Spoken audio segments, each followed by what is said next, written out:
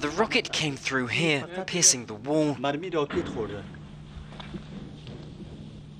Then it crashed here, bounced back and exploded. Sheikh Mohamad is still shocked. 2 nights ago, the Taliban attacked here. 7 rockets were fired. 1 hour of violent combat in this usually calm area. The Taliban were aiming at this small police station located on North Afghanistan's most strategic road.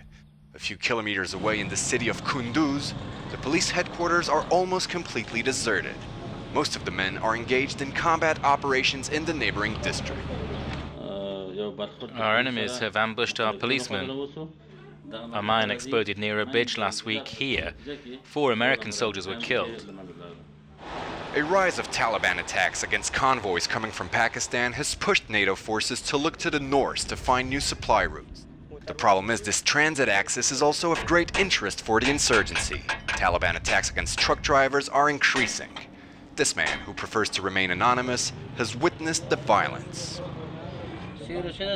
3 days ago they stopped the truck convoy. They blindfolded the drivers, took their cell phones and brought them back to town. Then they burned all the trucks. The situation is really deteriorating. North Afghanistan isn't traditional Taliban turf. They don't have deep-rooted popular support.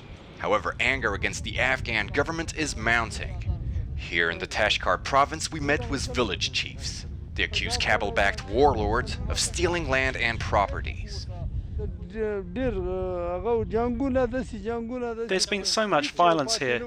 They took everything people owned, everything. I saw it all, I can tell you. We've been through some very difficult times. 3,500 families used to live here. Now there were less than 800. The rest have fled. These men are Pashtuns, a minority here in a region mostly inhabited by Tajiks and Uzbeks. They claim to be discriminated against because of their ethnic belonging.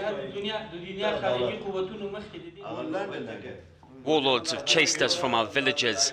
We have no choice but to live elsewhere. And when we dare say something, they tell us, "You're part of Al-Qaeda."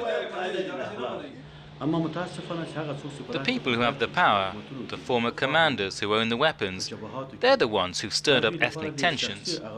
That's because it serves their interest. They took the advantage of Pashtuns being a minority here to steal their land.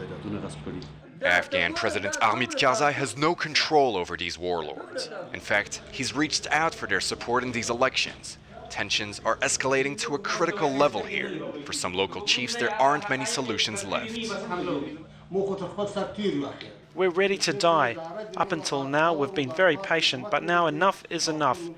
Let me tell you what's going to happen.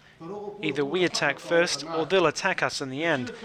Be sure of one thing, things are getting really dangerous for the government.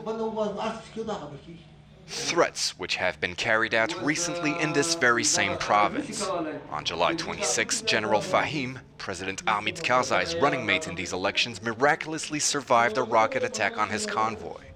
A new front in the Afghan conflict could well be opening in the north.